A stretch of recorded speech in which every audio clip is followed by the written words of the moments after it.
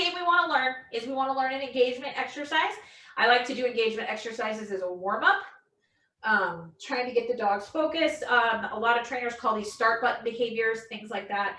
I'm a little less get the dog to volunteer and more manipulate the dog to thinking they're volunteering about it. But my first engagement exercise is what I call the touch game.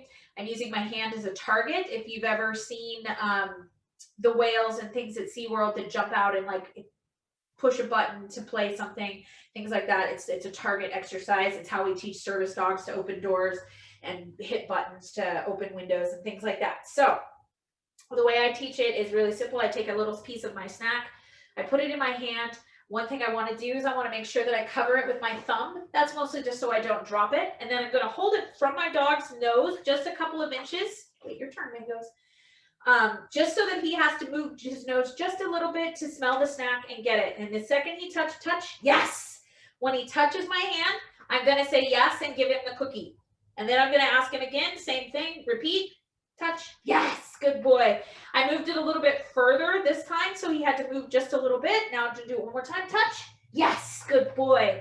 All right, I've done it 3 times with a cookie. 4th time, I will have no cookie, and I'm going to ask, touch, yes, good job, and reduce the cookie from the other hand. Your turn. You have to go ahead. test, so. Yeah, important to know what you're eating. Why? All right, make sure you ask him for it. Use the cue ahead of time, because we're gonna use it for other things later. Yes, good boy. Good job. All right. So on the 4th try, I want you to do it without a cookie in your hand. Oh, this is a 4th, isn't it? Touch. Yes, good boy. Good job. So what this game does is this game allows us to kind of make control our dog's bodies. Wherever I need Tango to go, I can now ask him to go. So say I want him over here, touch. Yes, good boy. All I have to do is simply tell him that that's where I want him. He's going to move. And how this can work is an engagement exercise. Touch. Good job. I can move it anywhere I want. And the more you do it, the better it works. So come here. Good job. Now I've got him started at using it as a recall exercise. Touch. I can position him in front of me. Now I'm going to use it as starting a recall. Touch.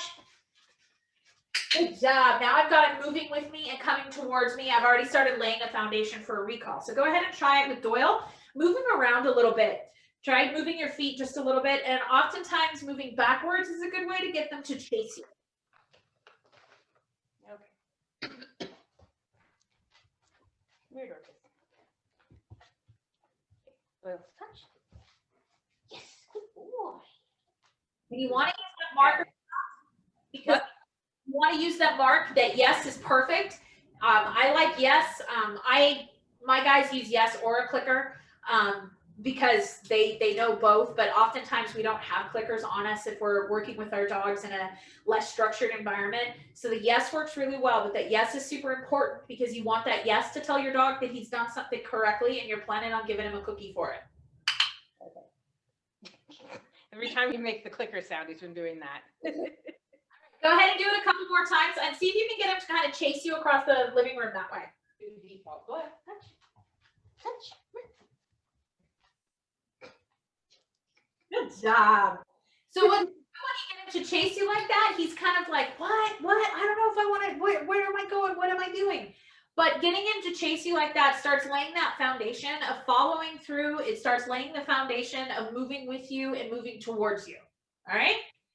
Okay, next up on our engagement games is we're going to play it's a recall game. I don't really have a good name for it yet, but it's basically what I'm going to do with Mangoes here because he's easy to do it with. We're going to test him out. I'm just going to take a kibble and I'm just going to toss it, tell him to get it, and then call him back. Tango, come. Yes, good boy. This is how we build a recall. This is a great. Yeah, that happens. Now you're paying attention, huh? Get it. Good boy. Doyle, huh? Yes. Good boy. See, we're going to do this without like throwing that too far. Doyle, come. Yes. Good boy. We're going to play the pivot game. Pivot, pivot, pivot. Mangoes loves this game. All right.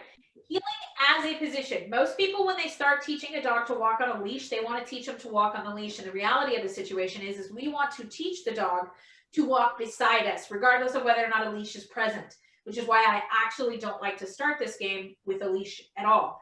I want to start it without a leash so that we understand, the dog understands what the concept is. The word heel for my dogs means be at my left side. Yeah. It does not mean, okay, so I'm gonna have you do that one more time, and then I want you to, the third time, I want you to add the heel cue and then do the same maneuver. So it's going to be heel, 2 steps back, 1 step forward, yes, and reward. All right. Okay. Go ahead and get one more pivot from his back end and then release. Heel. Most. Heel. Forward. Yes. Good boy. Doys. Good boy. Yeah.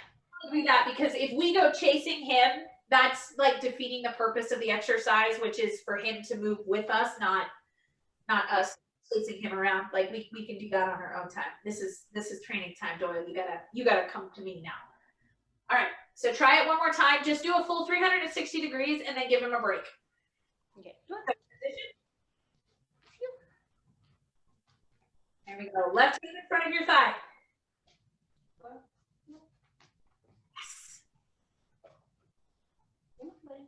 Yes. Left hand in front of your thigh. Move it forward. A little bit more. There we go. Have it engaged. There. Good job. Reward him as much as he needs. Okay, so when he hesitates because he's chewing his food like a good, polite gentleman, unlike Tango. Unlike most dogs. Because he's chewing his food, if he hesitates, that's totally fine. Give him the chance to catch up to you. If he catches up to you and comes into that position that we want, right at our left side, yes, and reward. He's getting it. Go. Good job. All right, now 1, 2, 3, forward.